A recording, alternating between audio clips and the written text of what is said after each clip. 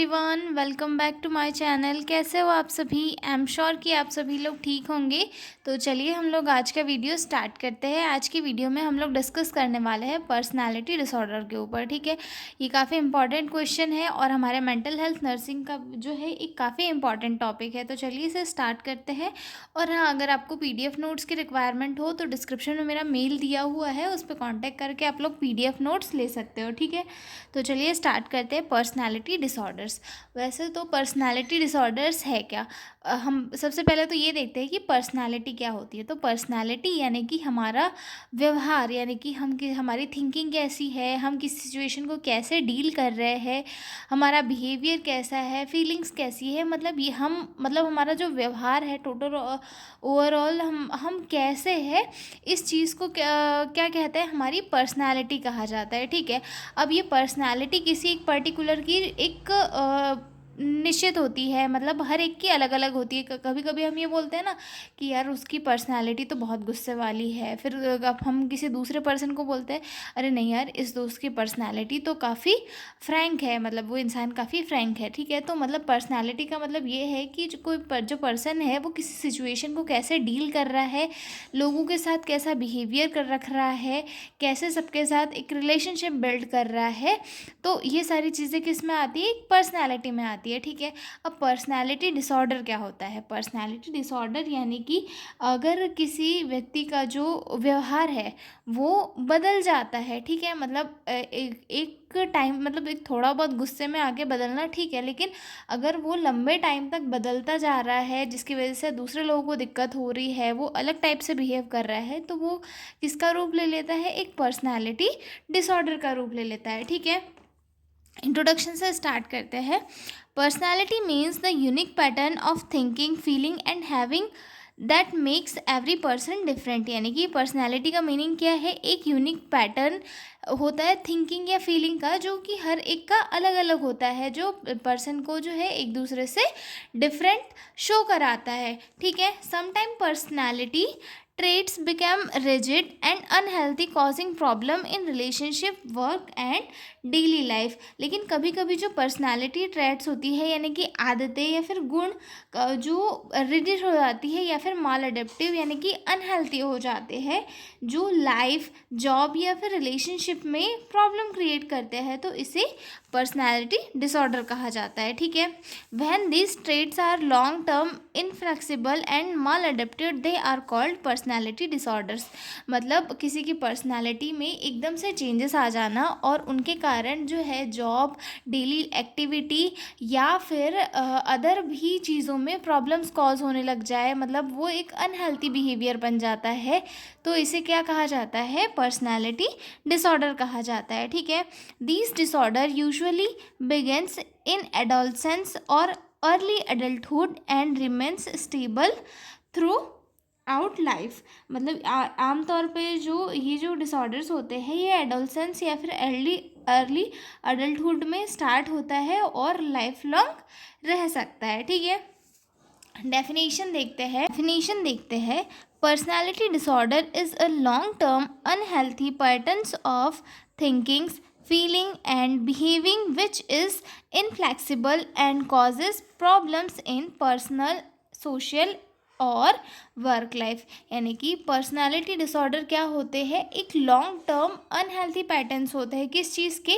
किसी की thinking, feeling या फिर बिहेवियर, यानी कि किसी पर्सन का जो बिहेवियर है वो लंबे टाइम तक अलग हो गया है, यानी कि जो सोसाइटी में या फिर किसी रिलेशनशिप में या फिर फैमिली में अडेप्टेबल नहीं है। ठीक है, जैसे कि मतलब किसी का ऐसा रूखा रूखा व्यवहार या फिर गुस्सैल वाला, अनवांटेड गुस्सैल वाला जो व्यवहार होता है, तो यह एक लंबे टाइम तक अगर वो किसी का बिहेवियर बना रह रहा है जिसके कारण जो है उस पर्सन की पर्सनल, सोशल या फिर वर्क लाइफ में प्रॉब्लम्स क्रिएट हो रही है, तो इसे क्या कहा जाता है? पर्सनैलिटी डिसऑर्डर कहा जाता है। यानी कि पर्सनैलिटी डिसऑर्डर ऐसा लॉन्ग टर्म अनहेल्थी ही पैटर्न होता है थिंकिंग का, फीलिंग का या फिर बिहेवियर का, जिसके कारण किसी पर्सन की जो पर्सनल लाइफ है, सोशल लाइफ है या फिर वर्क लाइफ है, उसमें प्रॉब्लम्स कॉज होती है, तो इसे क्या कहा जाता है? पर्सनैलिटी डिसऑर्डर कहा जाता है। ठीक है, आगे देखते हैं।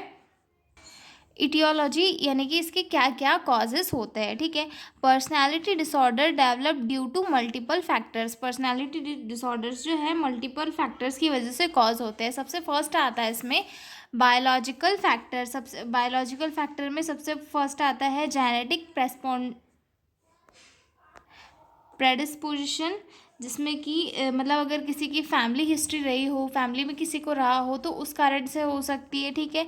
या फिर ब्रेन एबनॉर्मलिटी की वजह से कॉज हो सकता है, जो ब्रेन का स्ट्रक्चरल में अगर कोई चेंजेस आ रहे हैं तो उसके कारण कॉज हो सकता है, ठीक है। न्यूरोट्रांसमीटर इम्बैलेंस, जैसे कि हमारे ब्रेन में न्यूरोट्रांसमीटर्स होते हैं, सेरोटोनिन हो गया, डोपामाइन हो गया, तो इनमें अगर इम्बैलेंस होता है तो उस कारण से भी पर्सनैलिटी डिसऑर्डर कॉज हो सकते हैं, ठीक है।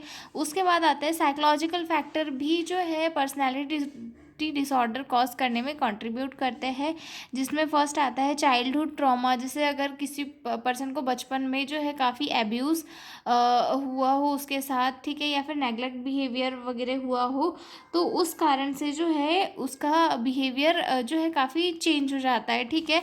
पुअर पेरेंट चाइल्ड रिलेशनशिप, अगर पेरेंट्स और चाइल्ड के बीच में रिलेशनशिप अच्छा नहीं रहा हो सकता है पेरेंट्स ने बच्चों को प्यार नहीं दिया हो या फिर मारा पीटा हो, तो उसकी वजह से बच्चे क्या हो जाते हैं, बहुत डरे सहमे हो जाते हैं, ठीक है, जिसकी वजह से जो है उनके अंदर एक डर का या फिर फियर का जो है रूप ज़्यादा बढ़ जाता है। मतलब बच्चे डरे डरे से रहते हैं, जिनके कारण उनकी जो पर्सनालिटी है वो उनकी डेली एक्टिविटीज़ में जो है उन्हें दिक्कत देती है, ठीक है। उसके बाद आता है सोशल फैक्टर्स। सोशल फैक्टर्स क्या होते हैं, जैसे कि ब्रोकन फैमिलीज, डिसफंक्शनल इन्वायरमेंट या फिर पुअर पीयर रिलेशनशिप, इनके कारण भी जो है पर्सनैलिटी डिसऑर्डर्स कॉज हो सकते हैं, ठीक है। मतलब फैमिलीज़ में अगर मदर फादर का जो है डिवोर्स हो जाता है तो उसके कारण बच्चे क्या होते हैं, इमोशनली जो है पूरे टूट जाते हैं, उन्हें बहुत दिक्कतें फेस करनी पड़ती है, तो उस कारण से क्या होता है, बच्चों के दिमाग पे गहरा असर पड़ जाता है और बच्चों की जो पर्सनालिटी है उसमें चेंजेस होने लग जाते हैं, जिसके कारण उनकी जो आगे की लाइफ है उसमें कॉम्प्लिकेशन देखने के लिए मिलती है, ठीक है। क्लासिफिकेशन देखते हैं पर्सनैलिटी डिसऑर्डर्स के कि क्या क्या क्लासिफिकेशन होते हैं, ठीक है। Personality disorders are grouped into 3 clusters. मतलब जो पर्सनैलिटी डिसऑर्डर्स हैं उन्हें 3 क्लस्टर्स में डिवाइड किया गया है, क्लस्टर ए, बी, देन सी, ठीक है। क्लस्टर ए देखते हैं हम लोग, जिसमें कि ऑड या फिर सेंट्रिक बिहेवियर जो पेशेंट है वो शो करता है, ऑड या जैसे कि अजीब या फिर अलग बिहेवियर जो है पर्सन शो करता है, जिसमें फर्स्ट आता है पैरानॉइड पर्सनैलिटी डिसऑर्डर्स आते हैं उसमें, और सिजॉइड पर्सनैलिटी डिसऑर्डर और टाइपल personality disorder. Paranoid personality disorder में पर्सन का बिहेवियर कैसा होता है, मतलब डाउटफुल होता है, किसी न किसी के ऊपर शक करते रहता है कि किसने क्या इसने किया होगा, इसने चोरी तो नहीं की होगी, इसने कुछ किया तो नहीं होगा, ठीक है। और मतलब एक सस्पिशियस में रहता है पर्सन, ठीक है। और सिजॉइड पर्सनैलिटी डिसऑर्डर में क्या होता है, मतलब इसमें जो है पर्सन जो है ज़्यादा अकेला रहना पसंद करता है, लोगों से डी अटैच हो जाता है, मतलब सोशली जो है उसे रहना पसंद नहीं होता, वो लोगों से अपने आप को अलग करके रखने की कोशिश करता है, ठीक है। देन थर्ड आता है सीजोटाइपल पर्सनैलिटी डिसऑर्डर। इसमें क्या होता है, जो पर्सन है वो हमेशा ऑड बिहेव करता है, जैसे कि उसकी जो थिंकिंग है वो मैजिकल चलती रहती है कि हाँ ऐसा होगा ऐसा होगा, ठीक है। और उसका जो बिहेवियर रहता है वो काफ़ी स्ट्रेंज बन जाता है, और उसे सोशल मतलब लोगों के बीच में रहने से जो है एनजाइटी कॉज हो जाती है, ठीक है। तो ये क्लस्टर ए में 3 टाइप आते हैं, पैरानॉइड, सिजॉइड एंड सिजोटाइपल, ठीक है। अगला देखते हैं क्लस्टर बी। क्लस्टर बी इसमें किस टाइप का आता है, इसमें आता है ड्रामेटिक, इमोशनल और मतलब इरेटिक पेशेंट देखने के लिए मिलते हैं, ठीक है। जिसमें आता है एंटी सोशल पर्सनैलिटी डिसऑर्डर देखने के लिए मिलता है, ठीक है। Borderline personality disorder, histrionic personality disorder और नार्सिसिस्टिक पर्सनैलिटी डिसऑर्डर, ठीक है। एंटी सोशल पर्सनैलिटी डिसऑर्डर में मतलब पेशेंट का जो सिम्टम्स है वो कैसे होते हैं, दूसरों की राइट्स की वो जो है परवाह नहीं करते कि कोई हमें बोल देगा, कोई हमें कुछ कर देगा, कि कोई दूसरा भी कुछ कर सकता है, ठीक है। मतलब वो जो है चोरी वोरी करते हैं, ठीक है। उनका जो बिहेवियर है काफ़ी एग्रेसिव रहता है, ठीक है। उनके अंदर किसी भी टाइप का कोई गिल्ट वगैरह नहीं रहता है, एंटी सोशल बिहेवियर वो लोग परफॉर्म करते हैं, ठीक है। उसके बाद जो सेकंड आता है border line personality disorder. Border line personality disorder में क्या होता है, इसमें जो पेशेंट होता है उसका मूड और जो रिलेशनशिप होता है उनमें काफ़ी अनस्टेबिलिटी देखने के लिए मिलती है, ठीक है। इसमें पेशेंट का जो बिहेवियर है वो काफ़ी सेल्फ हार्मिंग देखने के लिए मिलता है, ठीक है। उसके बाद आता है थर्ड, हिस्ट्रियोनिक पर्सनालिटी डिसऑर्डर। इसमें जो है पर्सन काफ़ी अटेंशन सीकर बन जाता है, मतलब उसे अटेंशन की काफ़ी भूख होती है कि भाई मुझे अटेंशन दो। जैसे कोई कोई होता है ना, मेरी क्लास में एक कोई लड़की होती है, लड़का होता है कि भाई मुझे अटेंशन मिलना चाहिए, अदरवाइज़ मैं बात नहीं करूँगा, ऐसा, ठीक है। तो मतलब काफ़ी जो है ड्रामेटिक, इमोशनल या फिर काफ़ी अजीब सा बिहेव करता है, ताकि उनका जो क्लासमेट्स है या फिर उसके जो ग्रुप के पर्सन है उनका अटेंशन उसकी तरफ अट्रैक्ट हो और उसे ज़्यादा अटेंशन मिल पाए, ठीक है। उसके बाद हमारा फोर्थ आता है नार्सिसिस्टिक पर्सनालिटी डिसऑर्डर। इसमें जो पर्सन है वो जो है दूसरे की फीलिंग्स की बिल्कुल रिस्पेक्ट नहीं करता, मतलब सेल्फ इम्पोर्टेंस दिखाता है कि हाँ मैं हूँ, मैं गॉड हूँ, मेरी सुनो, तुम सब गलत हो, ठीक है। मतलब इसमें जो है पर्सन अपने आप को महान समझता है, दूसरों को कुछ नहीं समझता, ठीक है। उसके बाद आता है हमारा क्लस्टर सी। क्लस्टर सी में जो है एनेक्सियस या फिर फियरफुल बिहेवियर पेशेंट शो करता है, ठीक है। इसमें जो है अवॉइडेंट पर्सनालिटी डिसऑर्डर इंक्लूड होता है, जिसमें जो है पेशेंट काफ़ी शाय रहता है और उसे रिजेक्शन का काफ़ी फियर होता है, ठीक है। उसके बाद जो सेकंड आता है dependent personality disorder. Dependent personality disorder में क्या होता है, जो पर्सन होता है दूसरों के ऊपर ही डिपेंड होता है कि भाई उसे खुद से कुछ नहीं करना है, खुद से डिसीजन भी नहीं लेना हो रहा है, वो मतलब वो खुद से कुछ करने के कैपेबल नहीं होता है, वो हर चीज़ के लिए दूसरों के ऊपर डिपेंड रहता है, ठीक है। और ये बिहेवियर उसका लंबे टाइम तक बना रहता है, जिसकी वजह से जो है उसे प्रॉब्लम फेस करनी पड़ती है, ठीक है। और थर्ड आता है हमारा ओसीडी यानी कि ऑब्सेसिव कंपल्सिव डिसऑर्डर, यानी कि चीज़ों से उसे डर लगता है, ऑब्सेशन होते हैं, जिसके ऑब्सेशन होते हैं, कंपल्शंस होते हैं, ठीक है। तो ये थे हमारे three cluster classification of personality disorder. 3 cluster थे इसके। अब हम जो है जनरल क्लिनिकल फीचर्स देख लेते हैं कि क्या क्या जो है हमें सिम्टम्स देखने के लिए मिलता है, ठीक है। तो इसमें सबसे फर्स्ट आता है माल अडेप्टिव बिहेवियर पैटर्न्स। जो पेशेंट का जो बिहेवियर होता है वो काफ़ी माल अडेप्टिव होता है, यानी कि ये काफ़ी गलत बिहेवियर पेशेंट करता है, जो है लोग जो है जिसे अडॉप्ट नहीं कर पाते, ठीक है। पुअर इंटरपर्सनल रिलेशनशिप में काफ़ी प्रॉब्लम्स होती है, क्योंकि उसका जो बिहेवियर है वो कोई भी अच्छे से झेल नहीं पाता है, ना तो वो खुद अपने आप को समझ पाता है, तो जिसके कारण जो है काफ़ी दिक्कतें होती है उसे रिलेशनशिप बनाने में, ठीक है। इमोशनल इंस्टेबिलिटी मतलब पेशेंट जो है काफ़ी अनस्टेबल बन जाता है, वो इमोशनली किसी भी चीज़ को प्रॉपरली हैंडल नहीं कर पाता। कोई भी सिचुएशन है वहाँ पे कभी हाइपर एक्टिविटी शो कर देता है या फिर वहाँ पे कभी रिएक्ट ही नहीं करता। तो ये सारी जो भी सिम्टम्स है वो हमें एक पर्सनालिटी डिसऑर्डर वाली पेशेंट में देखने के लिए मिलती है, ठीक है। लैक ऑफ एम्पैथी यानी कि पर्सन जो है काफ़ी एंटी सोशल हो जाता है, उसके दिमाग में जो है किसी भी चीज़ को लेके कोई फीलिंग नहीं रह जाती, सिर्फ वो अपने अपने ही बारे में सोचता रहता है। या तो उसे चीज़ों से डर लगेगा, दूसरों के ऊपर डिपेंड रहेगा, या फिर जो है वो अलग अलग से सिम्टम्स शो करने लगेगा कि उसे लोगों से कोई मतलब ही नहीं है, ठीक है। उसके बाद आता है इम्पल्सिविटी, अग्रेशन और विड्रॉल डिपेंडिंग ऑन टाइप। मतलब जो अलग अलग टाइप्स हैं, हमने क्लस्टर्स देखे थे 3 क्लस्टर्स, उसमें अलग अलग टाइप के हमने पर्सनालिटी डिसऑर्डर्स देखे थे। तो उनके अकॉर्डिंग जो पेशेंट का बिहेवियर है वो काफ़ी इम्पल्सिविटी दिखाने लगेगा, या फिर जो है एग्रेशन, गुस्सा करने लगेगा, या फिर सोशल विड्रॉल वगैरह शो करने लगेगा। तो ये जो है उसके पर्सनैलिटी डिसऑर्डर के टाइप पे डिपेंड करता है कि उसका बिहेवियर कैसा है, ठीक है। उसका जो स्ट्रेस टॉलरेंस का लेवल है वो भी काफ़ी लो हो जाता है, ठीक है। इसमें ये जनरल क्लिनिकल मैनिफेस्टेशंस थे और पर्सनालिटी डिसऑर्डर के। मतलब ये जो है काफ़ी सारे जो पर्सनालिटी डिसऑर्डर होते हैं, हमने सारे जो क्लस्टर्स में पर्सनालिटी डिसऑर्डर डिस्कस किए, उनमें एक कॉमन क्लिनिकल फीचर्स जो है ये देखने के लिए मिलते हैं, ठीक है। बाकी सारे सबके अलग अलग क्लिनिकल मैनिफेस्टेशंस होते हैं, तो ये आपको काफ़ी डिटेल में पढ़ने पर पता चलेगा, ठीक है। अब आगे देखते हैं मैनेजमेंट ऑफ पर्सनालिटी डिसऑर्डर्स की। इनका जो मैनेजमेंट है वो कैसे कैसे किया जा सकता है, ठीक है। सबसे फर्स्ट तो इसमें जनरल प्रिंसिपल की कुछ जनरल प्रिंसिपल को फॉलो करके जो है पर्सनालिटी डिसऑर्डर्स को ट्रीट किया जा सकता है। जैसे कि लॉन्ग टर्म ट्रीटमेंट रिक्वायर्ड, मतलब इसके लिए शॉर्ट टर्म ट्रीटमेंट नहीं होता, लॉन्ग टर्म ट्रीटमेंट मेडिकेशन वगैरह चालू रहती है जिसकी इससे पेशेंट को ट्रीट किया जाता है, ठीक है। बिल्ड थेरापेटिक रिलेशनशिप, पेशेंट के साथ थेरापेटिक रिलेशनशिप बिल्ड करना बहुत इंपॉर्टेंट होता है, ठीक है। Set clear limits and boundaries, patient के साथ जो है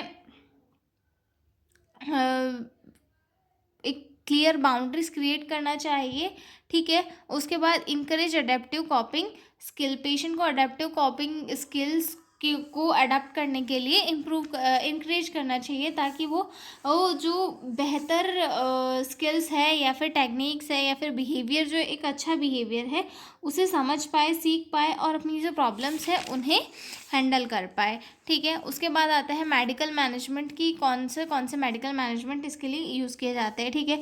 तो इसके लिए जो है एक क्यूरेटिव मेडिसिन पर्टिकुलर कोई नहीं है। जो सिम्टम्स उसके डिसऑर्डर में शो हो रहे हैं उसके अकॉर्डिंग पेशेंट को जो है मेडिसिन दी जाती है, जैसे कि एंटी डिप्रेसेंट दी जाती है मूड से रिलेटेड सिम्टम्स के लिए, ठीक है।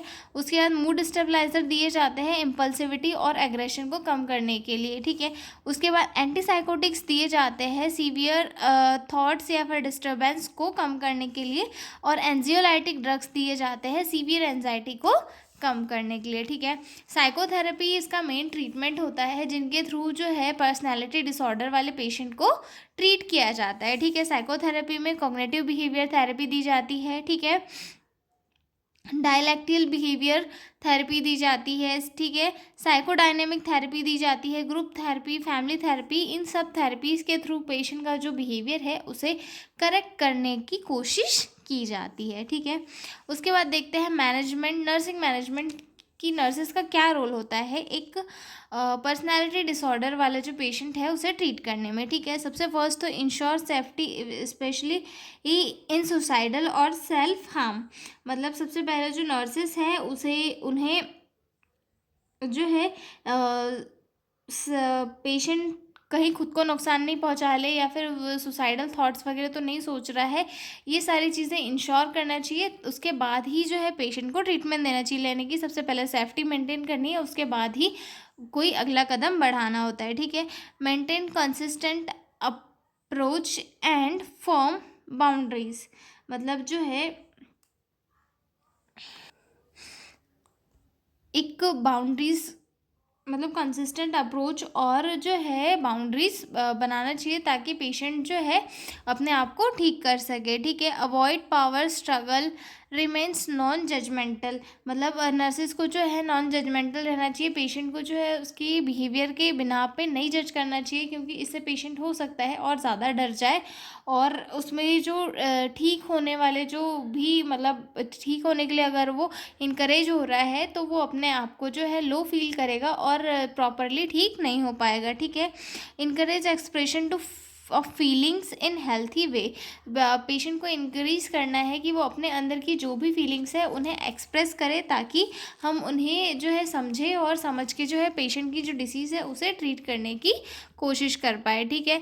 Teach stress management relaxation techniques, patient को जो है हमें स्ट्रेस मैनेजमेंट रिलैक्सेशन टेक्निक्स सिखाना होता है, जैसे कि डीप ब्रीथिंग हो गया, योगा हो गया, ये सारी जो टेक्निक्स है पेशेंट को सिखाना होता है, जिससे कि पेशेंट जो अपनी एंजाइटी स्ट्रेस को रिड्यूस कर सके, ठीक है। उसके बाद आता है educate family about disorder and कॉपिंग strategies, patient की फैमिली मेम्बर्स को पेशेंट को जो है डिसीज़ के बारे में समझाना है ताकि वो उसके साथ कोऑपरेट करे और पेशेंट से ज़्यादा अनकंफर्टेबल फील ना करे। ठीक है, तो ये था हमारा पर्सनैलिटी डिसऑर्डर। तो मिलते हैं हम अगले वीडियो में, तब तक के लिए बाय बाय। और हाँ, PDF नोट्स चाहिए हो तो डिस्क्रिप्शन में मेरा मेल दिया हुआ है, उस पर कॉन्टैक्ट करके आप लोग PDF नोट्स ले सकते हो। तो मिलते हैं अगले वीडियो में, तब तक के लिए बाय बाय।